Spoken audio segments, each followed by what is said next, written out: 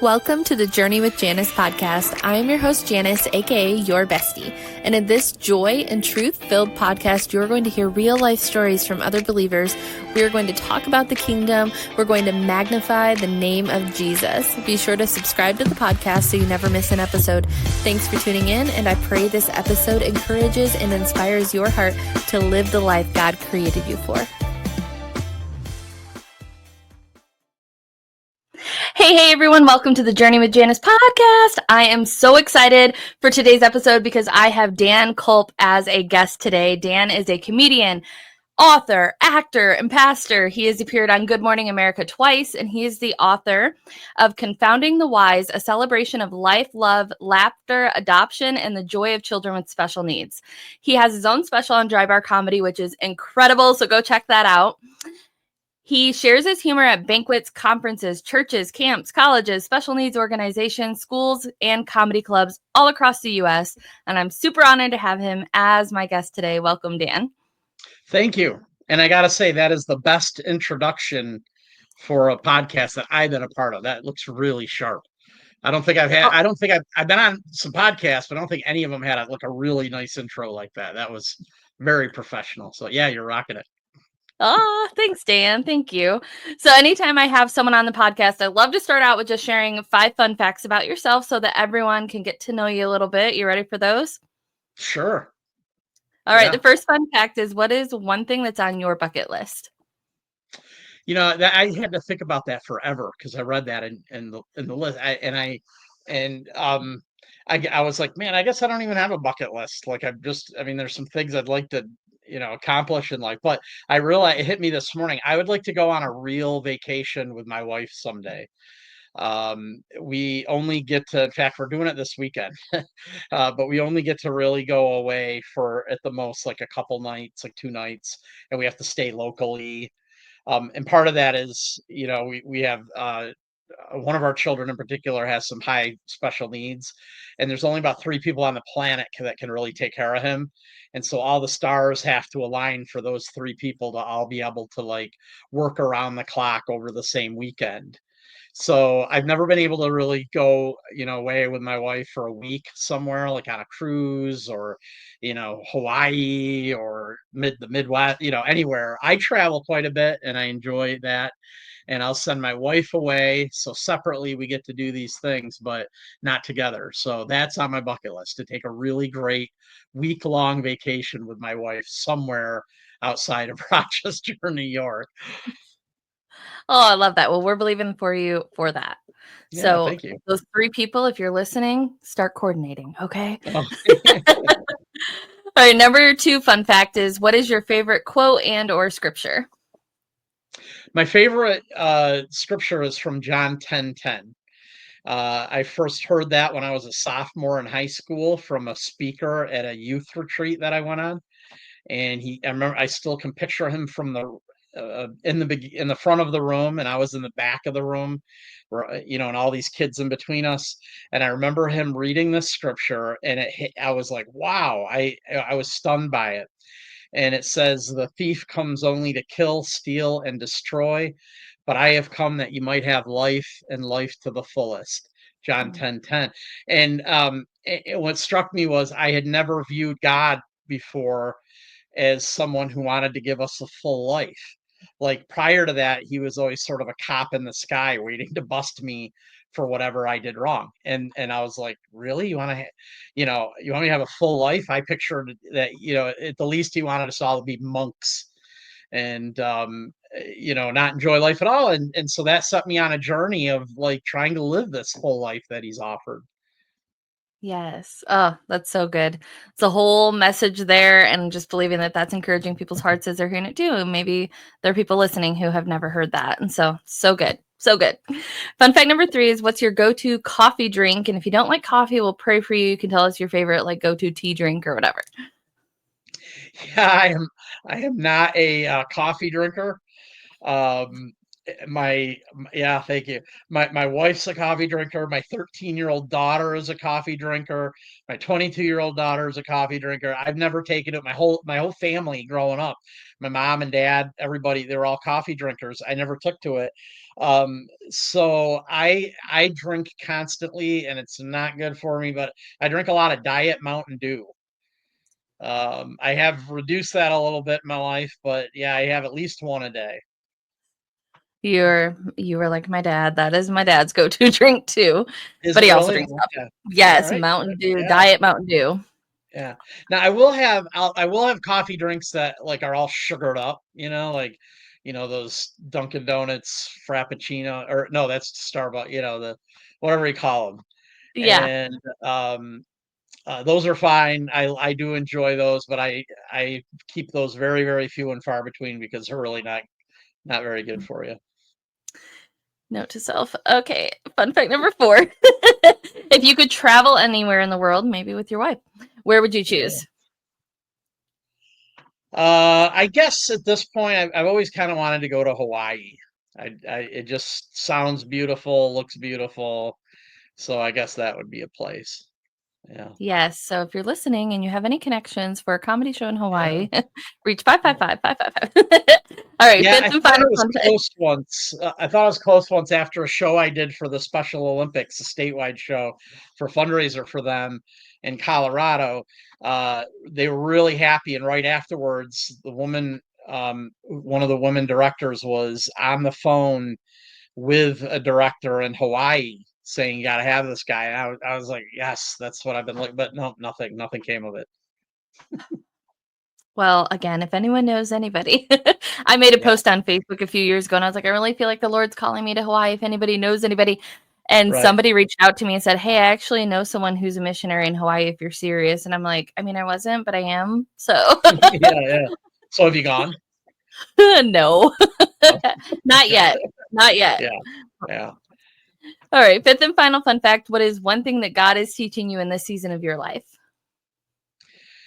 Uh, at this point, it's like it's just trust. It's total trust. It's like I don't seem to be able to do a lot on my own.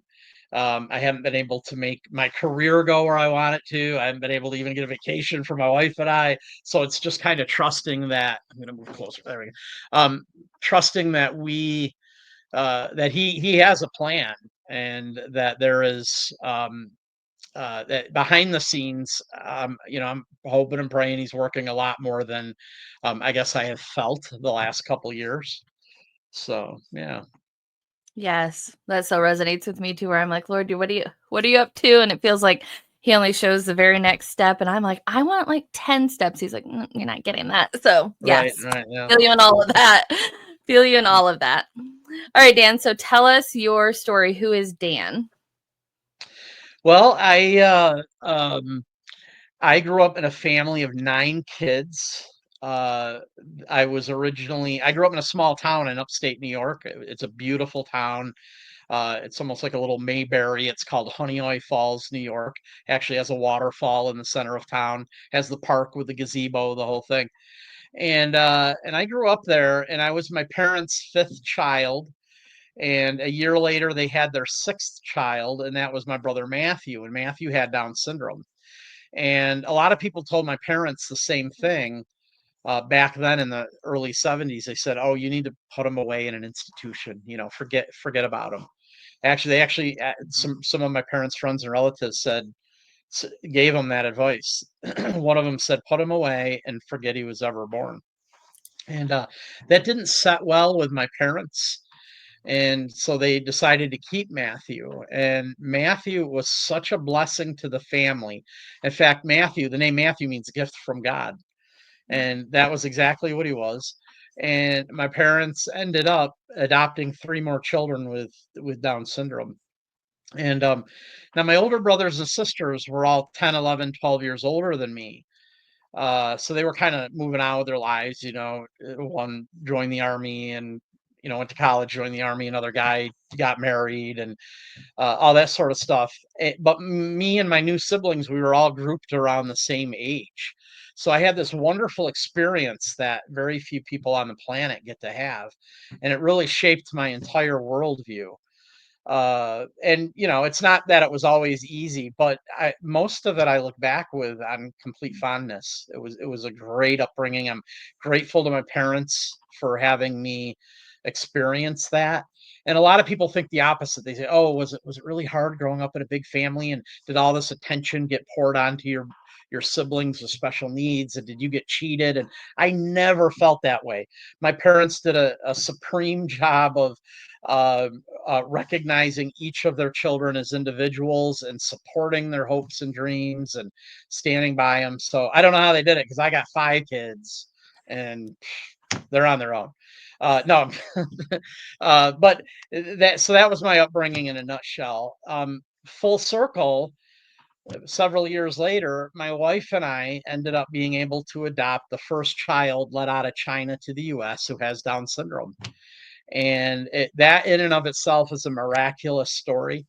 But that it was great to have this experience where, it was like God was preparing me my whole life for this, and now I get to kind of walk in my father's footsteps. And so we brought Simon home. Simon was abandoned in the woods in the middle of winter on the day he was born. So even at the very beginning of his life is a miracle, and us getting him was a miracle. But God saved his life and brought him home to his mom and dad.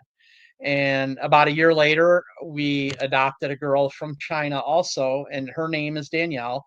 And we thought she had Down syndrome, brought her home, found out she doesn't. She has something much more rare called Elfie syndrome. And it's where part of her 9th chromosome is missing.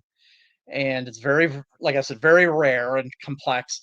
And, but I realized when the doctor told us this here back in the US, a few months after receiving her, it just hit me like God's incredible sovereignty, because if they had known that she didn't have Down syndrome, and that was something they were just becoming comfortable with allowing out of their country.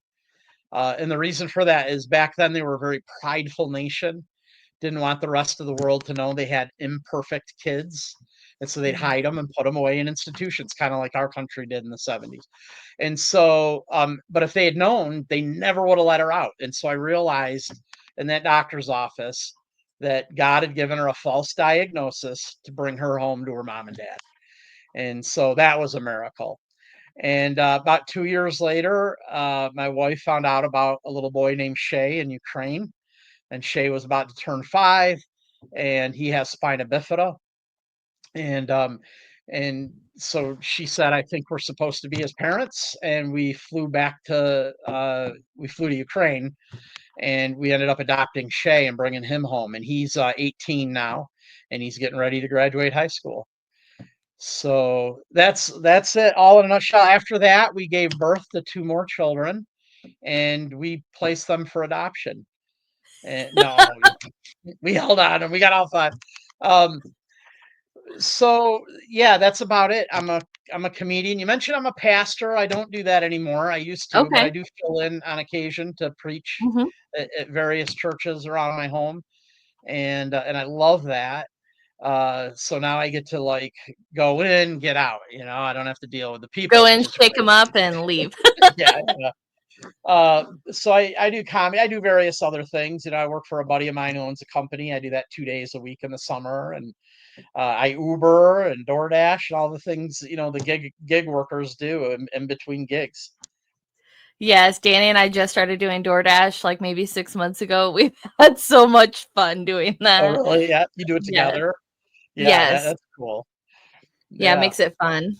Makes it fun. Well, God bless you and your wife for everything that you guys are doing. And maybe you're not in a full-time pastor position anymore, but I don't think a pastor's heart ever changes. So I love all of it. I love your guys' hearts, and it's beautiful. So you have a book. It's called, and I mentioned it at the beginning, I'm going to throw it out again so you guys can look it up on Amazon or Dan's website. It's Confounding the Wise, a celebration of life, love, laughter, adoption, and the joy of children with special needs. So I love this quote that's in your book.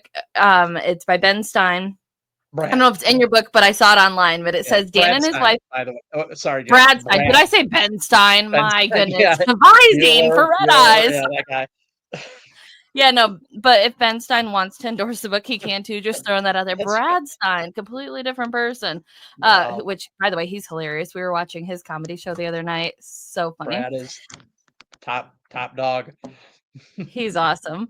So his quote Brad, not Ben, is Dan and his wife put their money where their mouth is. We don't need more people talking about Jesus. We need more people being Jesus. This book shows what that can look like in real time. So tell us about the book. Like, did you think you were ever going to be an author, or was that just a God dropped that in you and said, write the book?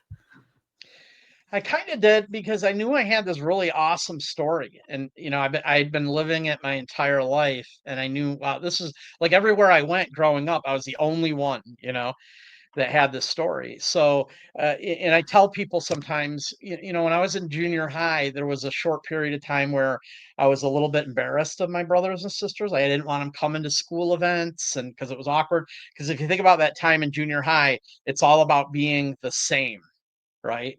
You want to just be like everybody else.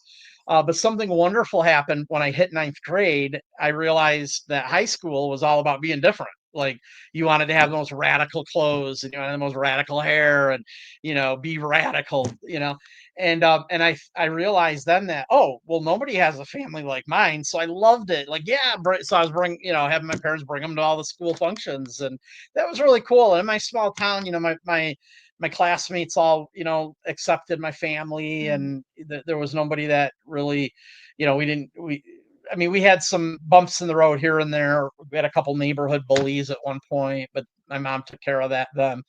um but it was like I just knew that this story was unique and special, and so I kind of had it in mind in the early 90s, like, hey, I should write a book. And I'm glad I didn't then. Like, I was just such a procrastinator, and I'm glad I didn't then, because obviously the story, there's so much more to it now. And it would have been a very limited sort of sort of book. Now I get to tell much more of the story, that the full circle story that God brought me on, that I had no idea existed back then, and or was about to happen. So yeah, I for a long time I had it in mind, and then it took me about 7 years to write. I'm a really slow writer. I like to write, but I'm very slow because of all of life circumstances. But it was done over a period of 7 years in different hotel rooms and restaurants and cafes. And I never felt like I could write at home, because it's a chaos here. Mm-hmm. My wife was understanding, and now I'm working on my second book. When's that? What is that about? Are you allowed to tell us yet? Yeah, it actually, I got the idea when I did a sermon series on 1 Corinthians 13, the love chapter. And I was doing a lot of weddings when I pastored, and obviously that's a passage you read at almost every wedding. But I decided to do a sermon series on it where I broke it down. Each phrase was a different Sunday. So it went on for a number of Sundays, but it was, love is patient. So I did one on patience, love is kind, did one on kindness. But the idea behind this book is that it's love from a perspective of a guy that doesn't do it very well. And how it's the ideal, and I'm still struggling with all those high ideals. But so there, it's funny, but it's also these, as you know from reading my first book, I'm a storyteller, and so there's a lot of poignancy to this book as well. Poignant stories from not only my family, but from other sources around uh, my life. And yeah, it's called The Most Excellent Way, because that's what Paul says that is. So Oh, that's exciting. Lord bless it. That's yeah. so exciting. I love it. And I love that you talked a little bit about your journey with writing, because I feel like I've talked to a lot of people who have it on their heart to write a book, but they're like, I don't have I'm so busy. So I love that you talked about that. I just found time and space here and there to just put something down so that it all came together. So I love that. And even if it takes a while, that's okay. So good. So you recently released a dry bar special, which Danny and I watched and laughed our socks off. It was incredible. So what was that like for you? That was a wonderful, wonderful experience. It took me a while to get it. I started to get really self-conscious because I was like the last comedian of my entire circle of comics that I knew to get one. I'd been going around. I was actually offered one a couple years beforehand, through a booker, who actually a good friend of mine recommended me, Gordon Douglas. I'm not sure if you're familiar with Gordon. We love And Gordon. Yeah. he recommended me after he did his. And so I got a call from this booker, and he wanted me like right away, like it was an emergency situation, like a comic fell through. And I had just like that day agreed to, or maybe it wasn't that day, but a week before, agreed to do a sermon at a church on that Sunday. And it was like 2 weeks away, and I really wanted time to prepare, and so it didn't happen, and I kept sending them other dates, and it didn't happen. And every time they asked me for clips, I'd send them, and it didn't happen. So this went on forever. And so finally I also was in communication with another booker. And I said to him, we've been going around for 3 years. You just booked one of my closest friends. We've done a million shows together. Can we make this happen? And he got back to me with 3 dates, and I was able Wow. to do one of them. So that part of it was that, again, I felt self-conscious, but that's nothing new for us, right? Like comics like us are always in that state, but once it was happening, it was such a great experience from beginning to end. I flew into Utah, and I got a hotel room. I actually went like a day or two. I think I went 2 whole days earlier because I just wanted to lock myself in my hotel room and work on that 22 minutes or 25 minutes that they give you. And so that's what I did. And I'm glad I did. Once you get to the Angel Studios, who produces it, they give you, a nice tour. The woman that is kind of in charge, Marin, is nothing but like awesome, and they really treat you like you're rock stars while you're there. They've had so many, famous people come through, and they treat you really, really well. And I was on the bill that night with two other terrific comedians. Both of those were women comics, and they both nailed it. So yeah, I don't know what else to say. I really enjoyed the whole experience. Even like, let's say it wasn't for Dry Bar. Let's just say it wasn't being recorded and, put on all the platforms. It still would have been an awesome experience because the audiences that come in, you do 2 shows in one night. They are ready and primed to laugh. Like you probably know how it is. Like when audiences are there expecting to laugh and have a good time, that it's just, there's so much more energy in the room as opposed to like, when a guy that he was put in charge of entertainment for the company Christmas luncheon, and nobody knows you're going to be there until they introduce you, and everybody just wants their free buffet, and that's like a disaster. Everybody just wants to eat. They don't know why I'm there. They don't really understand it. So great audiences. I just love the energy in the room. I love that. I feel like you're reading my history because we did an event last year and it was a fundraising event. So everybody shows up for it. And then I was like the entertainment after that. And it was a room full of like Amish and like farmer Oh, men who were like, I bet, make me laugh, yeah. kind of thing. How And how I did it was like, go? oh my gosh, it was awesome. It was awesome. You could definitely tell they were just like, what is this about? Because like, we're serious farmer men. We don't laugh. Yeah, And yeah. yeah, it was great. We got some really good pictures of people like doubled over sideways. So it was awesome. Oh, We wow, we good, had a good. good time. So That's it so was great. fun. Yeah, I yeah. love I audiences I like did that. one on the show, Challenge. or it was two actually, two in a row in mid Ohio, somewhere in Ohio, and I was super nervous about it because I'd never done them before, and it was this company. It was a Mennonite-owned food distribution company, and they would treat their employees to this huge Christmas banquet. Um, and because the town's so small, it was huge. It was like 700 employees. They had to split it, and they would do 2 nights in a row. So they hired me, and I was super nervous, but I had the same experience you did. They were a wonderful crowd. I talked to the vice president the week before, and I said, "What do I need to know? I've never done this."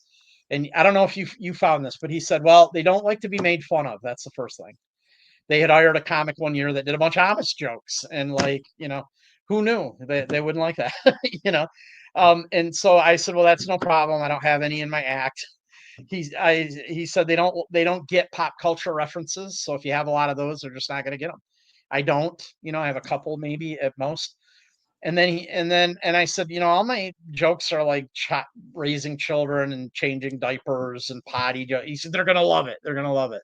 So, and they did. They were so warm and terrific. And I also didn't know, Janice, that adoption is a big thing in the Amish community. I had no idea. So I had a lot of people coming up to me afterwards, introducing me to like Jacob and Hezekiah and, kids that they adopted. Right. That is so cool. That is so cool. One last thing I want to touch on with what you just shared was just I feel like it could be a whole sermon series in itself, just persistence, which we know Jesus teaches a lot about the persistent widow and all the things with persistence. And I love just the persistence that you kept with Dry Bar, because I think so many people will be like, well, they haven't called me. It must be God doesn't want that door to open. And sometimes we got to knock until that thing opens.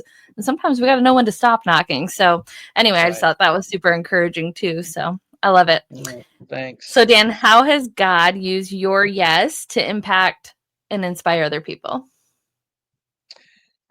I guess my favorite thing is that I'm not just telling my story, but I'm telling my wife's story. That's what I'm doing. I'm using stand-up comedy to tell my wife's story. And and my you saw a piece of it in the Dry Bar, but in my hour-long set that I do, there's really this long poignant part where I talk about my wife's journey. It's a little different than mine. But being able to do that has allowed me the privilege to have people say that I was able to inspire them, or my wife inspire them to adopt or do foster care or orphan ministry, something along those lines.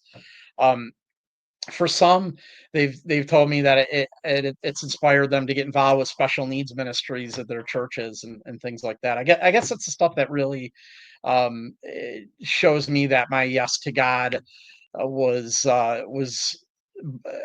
I guess in his plan all along. Yeah. That I'm doing what he's meant for me to do. It's just so good. Activating other people to do what they're called to do. I love that. I love that so much. So Dan, what is one thing that you would say to someone who knows God has called them to do a new thing, but for whatever reason they haven't stepped out yet? Do it. Just do it. One of my, it's not a regret, but one of the things I wonder about and wish about is if I had started this whole thing much, much earlier. My, so I used to tour the country in a rock band, and but I didn't start that until I was about 33 years old. Okay, so I was in a rock band when I was 18 to like 22, and then I got hugely sidetracked in life. I dated and married someone I probably shouldn't have. There were a lot of red flags, but it was my first serious girlfriend. I wanted to be married. I was really young, and so I ended up putting my dream of touring with a band completely away, and just sort of poured into this marriage. And then after 5 years, she left, and I was like, yeah, I was devastated for about a year and a half. But during that time, I saw God like protecting me and sort of cradling me in his arms and restoring me. And during that time, I met my bandmates, my new band. It was a new band. I met them. They would be my best friends to this day. And met my wife at a show, and we began playing together. And after about 3 years, so I was about 30, and after about 3 years, we said, we've played like every place we can in Rochester. We should probably take it on the road. And so it was a natural thing. And God made it clear it was God ordained.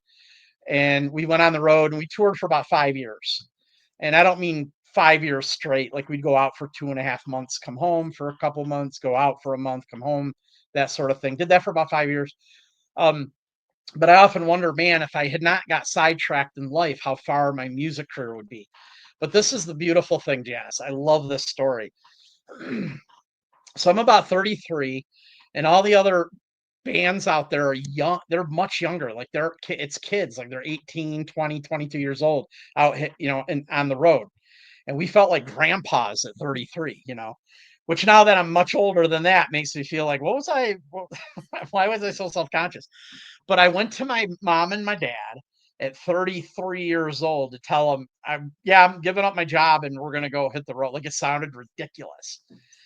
And so I planned to meet them one night, and went over to their house, and I sat down. I said, hey, I just want to let you know that the guys and I are hitting the road and we're going to go on tour. And my mom said, well, it's about time. And, I think I know we had one guy in our band whose parents thought he was crazy. They were totally against it. We had another guy that weren't super excited because he was leaving college. Like we had two really young members, and the other three of us were like in our 30s. They weren't super excited, but I had this mom that just always throughout my entire life supported my dreams and my ambitions. So that's what I would say to your audience is just do it. Go ahead. Yes. And God will guide your path. Like if you're not supposed to, He's not just gonna go, well, but it's not what I wanted, but go ahead and wander around in the dark for 5 years. Like He's gonna guide and direct your steps. Yes. Yes. So we can just echo the words of your mom. It's about time. Do it. So Yeah. good. Yeah. So good. And He made it very clear when it was time for me to go into comedy. Like that was a very clear journey as well. What did that look like for you, just out of curiosity? So after about 5 years, when the economy really went south, if you remember, like around 2007, uh, it got really hard to support five of us on the road. And so it became clear we couldn't tour anymore. Plus, we were all starting to like get married and have kids, and that it's not conducive to that. Excuse me. And all the other guys were completely fine. One guy had his real estate license. Another guy owned a family business. Another guy joined the National Guard, and he went to Afghanistan. And I didn't know what to do with my life because I put all my eggs in that basket, and I thought, oh, this was going to be my career, and we've been doing pretty well. So what I did was I knew I had this incredible story, and I decided, you know what, I'm going to bring a musician friend on the road with me. He'd already toured with us quite a bit. He'd filled in for us when we needed an extra instrument. He opened for us with his own act. He was a singer-songwriter, real funny. We get along really well. And I'm going to book a tour called Stories and Songs. And that was really just to get income flow, keeping flowing into my wife and I. And so I called all our band contacts who have had us before, and I said, "This is what we're doing. Are you interested?" And a lot of them booked us. Lo and behold, comedians Dave and Brian. Are you familiar with them? Mm-mm. Okay, they're a comedy musical duo out of Philadelphia. They were coming to Syracuse University. They were very good friends of mine. I actually met them through our record label when we were on the road a few years back, a few years before that. Um, by the way, Janice, I don't know how you could not have heard of Dave and Brian. When I am in the most notoriety I've ever received in my life is I was in a comedy musical parody of the Christmas song Wrecking Ball by Miley Cyrus that Dave and Brian did. And I played I'm Santa gonna look swinging that up. shirtless. Yeah, I play Santa swinging shirtless on a giant ornament.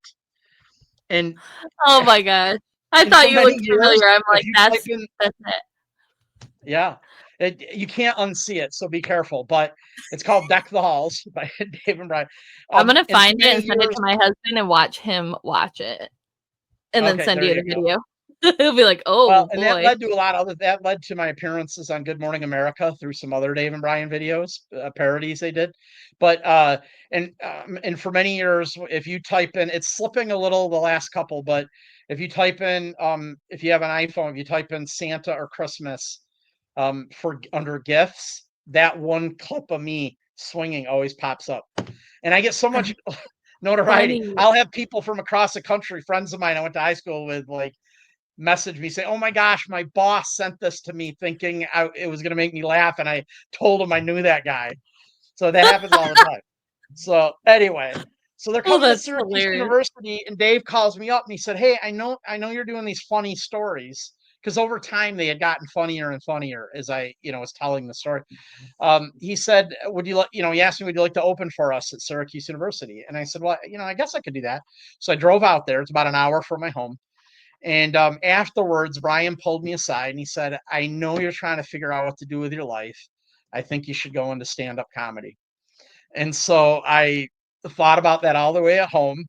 I woke my wife up at 2 a.m, like, honey, I said, "I think I'm gonna try stand-up comedy. I'm gonna go into that now."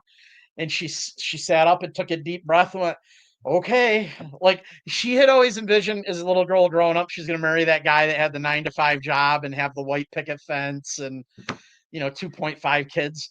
And so she's been super supportive. Like she's just made it all work. But B, I think when the band was like stopped touring, I think she thought, oh, good, Dan's gonna go, work at an office or something now.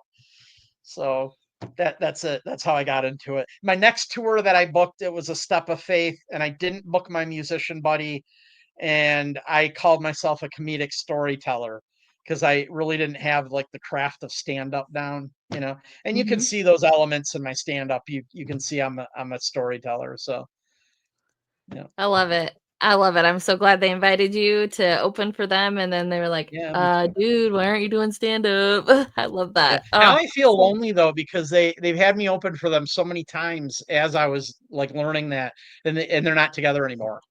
They don't do it anymore. Yeah, I know. Dave wanted to be a pastor. come Yeah. on. But Brian is still doing stand up. I'm actually doing a show with him in a couple months. I'm very excited about it. Uh, how fun. And how long ago was all of this? It was back. It was like around 2007, I Oh, think. wow. That's awesome. So yeah, quite a long time. So I think that's Dan's like an what OG. 18 years or so. Mhm. Yep. Incredible. Oh, I love it. I love your story. I love hearing people's No, stories thanks. and people's journeys, and especially in the comedy world, it's super fun because I'm super new to it. So I've only been doing it for about 2 years. So I just love Oh, hearing that's how so people great. got into it, and it's awesome. So Dan, do you have Yeah. any other encouragement for the podcast community? Anything else stirring on your heart to share with the people? No, I'm just I guess you brought it up earlier. Like if you have a dream or a hope in it or ambition, even if it's little steps, start working towards that. And and the younger the better. Every once in a while, like I get to talk to high school kids or something like that, and probably I drive their parents crazy because I say like you don't have to have it all figured out, and if you want to delay college and go try something, go do it. Like just that, enjoy life. And I was never going to be I was never going to go to college, and the last semester of my senior year, I decided, well, I guess I was going to pack up my little red vet. I had a red vet, a 77 red vet. It was a Chevette, but and I was going to drive it to California if it made it, try to make it in movies. That was my dream. And I sort of felt called into youth ministry when I was 18. The last semester of my senior year, I said, well, I guess I'll go to community college. I didn't take the SATs or anything, got out of that, went to my guidance counselor. She was elated, brought me the list for our local community college of majors, and the closest one I could find to acting, which is what I really wanted to do, was communications media arts. I had no intention to be in radio or anything like that, television, but I said, well, I guess I'll major in that. And I never went into, I did have a couple radio shows over my life. Never went into news or journalism. But all of those classes that I took helped contribute to what I do even to this day. I had to take public speaking, which was my favorite course in all of college. I had to take interpersonal communications, that kind of thing. So the earlier the better, go for it, you know. Um, yeah, I guess that's my it's not even wisdom. I wish I could say it was wisdom, my word of wisdom. It's more of But it's a kick in the pants. Do it. Do it. yeah, you Oh, know what too, like, and I know we're running late here probably, but um that marriage I told you about, um there were a lot of red flags, and I talk about this in some talks that I've been doing lately. Don't ignore the red flags. And so I married a woman that was not supportive of rock music, and I'm passionate about rock music. She didn't think I was talented enough to ever make it, and touring in a band, and eventually I did, and all that sort of stuff. And one of the things I said when I was back on the dating scene many years later was, I'm going to make a really good choice this time around. I want to marry an emotionally healthy woman. That was like number one on my list. And I want her to know, like, I want her to be supportive of what I'm doing.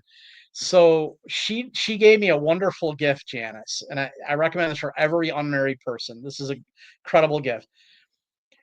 When I made it, I was very clear about what my intention was. I wanted to tour in a rock band, and that would be a part of our lives. And she was, like I said, that's not what she envisioned for her life. She envisioned like a very stable guy, and with a regular job, and but she prayed a lot about that, and she actually, like, she's very type A. She lined up some time with both a traveling missionary that she knew and a traveling salesman from our church, a businessman who traveled a lot. And she met with them and their wives and asked them, "What does this look like? Is this okay? Does it work?" And she, like, really researched it and then came back to me and decided I was worth it. So, um, no, she said, "Yeah, I can do that." And so there was never a time where after we got married, she said, "Well, I don't like, your band rehearsals. I want you to, I don't want you to go on the road. You're leaving me here." It was just, she made the decision and she was going to support it, and that was a huge gift. And so I'd recommend to any couple out there, um, don't barrel through the red flags and really make sure that you have enough information to support one another in your dreams and your hopes and ambitions. Yes, that is so good. And I also went through a divorce in 2016, Mhm. very similar, ignored a lot of red flags. And now when I share my story, a lot of times I'll share, like, I definitely got like smothered in that season. I remember I've always been the funny girl. I was class clown, all the things. And Mhm. I remember being in a circle at church one time and just everybody's laughing. I'm like super witty and funny and everything. And he leaned over and said, "I wish you would stop. You're embarrassing me." And so it really like shut me down for a long time. And then as I've gone through my healing journey and everything, one thing I prayed for my future husband was, God, I don't want someone who's just okay with the call of God in my life. I want someone who actually like supports it and pours into it. And Danny came to my comedy shows when we first got together, and I never wanted to like push him into anything at all. I just wanted to like just see how he takes it, And he That's so after good. probably about 2 or 3 shows, he goes, "Can I start emceeing for you?" And so he like has his own little like opening act kind of with his emceeing with me now, and it's like, oh Lord, this has been my desire, and more than I desired. I just wanted someone who was like, "Go baby, go," like, and cheering me on, but he's like right in there with me doing it. So can That's relate so to so great. much of what you said, and that's so good and so much wisdom there with, yeah, don't ignore the red flags because Yeah, I love that. I love it. I've told this story too. When one of the big major red flags was when I was getting ready to marry my previous. I really wanted my brother Matthew in the wedding, and she didn't want him in the wedding because she was afraid with him having Down syndrome that he was gonna behave differently, do something to wreck the picture perfect wedding she had in her head. And I never looked at it that way. Like my mom and I would have said that anything he would do would actually enhance it, right? yeah. But I was so troubled by that, and I talked to my mother about it, and I sort of rationalized it like, well, she just doesn't know him well enough yet, and she'll get there, right? Huge red flag, and I wish I hadn't have ignored it. Um, the night that I proposed to Elizabeth, my wife, uh, it was at a rock club where my band was playing here in Rochester, and I wrote a song, I sang it, brought her up on stage, got down on my knee, all that stuff. And then we went back to her house. It was packed. It was a huge audience that night. We went back to just me and her back to her apartment, and her best friend had decorated her door. That was really cool before we got there. And then we went in and we sat in her apartment, and she was on a couch and I was on a chair. We just started to talk about the wedding, and a little while in, she goes, "Hey, I got an idea. You should ask your brother Matt to be in the wedding." And yeah, yeah. And I knew right then and there that I had made a really great choice. Oh. And we've been God married 20 redeems them. years. So Oh, 21 that's years. beautiful. Oh, Yeah. that's so beautiful. And I love how God redeems all those little things, and you don't even have to try to make it happen. It just happens. I have so many of those too in my own journey with, I've just been married a little over a year now. And so many things where I'm like, oh, Lord, that's such redemption for that. And so many things. Yeah. I love it. For you, God is so good. for you to be able to sit there with such a grin and jovial spirit, and you have this aura about you of, that you love life, and that's what you said, that was who you were before that previous guy, and it sort of sucked the life out of you, right? And now you're with, like you said, God's redeemed. He doesn't redeem just your present and your future, but he redeems the right here and now too. So that's really cool. He does. So many people before we got married, so many people were like, "You guys look a lot alike. Are you sure you're not related?" And I was like, Danny said, if I find out you're my cousin, I'm gonna be so mad because we both waited for so long for each other. And so now I'm like, he literally is the like male version of me. He just has a little bit bigger of a beard. Well, that's nice. And now I'm gonna go to your Facebook profile and check him out. Yeah, he is so much like me. It's crazy. So I love it. Dan, oh my gosh, thank you so much for being on here. I would love if you could just share with people how they can connect with you. I'll link everything in the show notes as well. But y'all, like this guy, you can book him for comedy, speaking engagements, all the things. So just drop that out, and we'd love to just hear more about that, how they can find your book. Yeah, thanks so much for that. I would be honored to come anywhere in the country that you want me to come to a show. I'd love to do that. And the best way to find me, I'm really easy to find, but I would say go to my Facebook page, message me. You can facebook.com/Dan Kulp. Super easy. I mean, you can just search me. You'll find me. You can search me, comedian Dan Kulp, on YouTube. I'm on Instagram. All those. Janice will share those links. But yeah, just reach out to me on one of those platforms. Message me, and that's how we can connect. I would steer you to my website, but it's really old, and I've been delaying. Like, I have the guy all ready to revamp it and everything, but it's like $500, and I've just been waiting, and everything on it is super, super old. So find me through one of those social media platforms. Awesome. Well, thank you again for taking time out of your busy schedule to be on here and just encourage the Journey with Janice podcast community. I would love if you would just close us out in prayer. Sure. Thank you. Lord, thank you for this podcast. I pray you'd use it all over the world to bless people, to encourage people, to move them from point A to point B in their relationship with you. Thank you for what Janice is doing. I pray you'd bless her podcast and her comedy and her marriage, Lord. And God, I'm just thrilled that you gave me this opportunity to spend a few minutes with her this morning. And I pray great things would come from it. Please use it all, Lord. In the name of Christ, amen. Amen. Thank you for tuning into the Journey with Janice podcast. Be sure to subscribe to the podcast so you never miss an episode. And extra bestie points if you leave a 5-star review and comment. If you would like more encouraging kingdom content, be sure to check out my website where you can find blogs, upcoming events, all of my books and booking information, and more at journeywithjanice.com.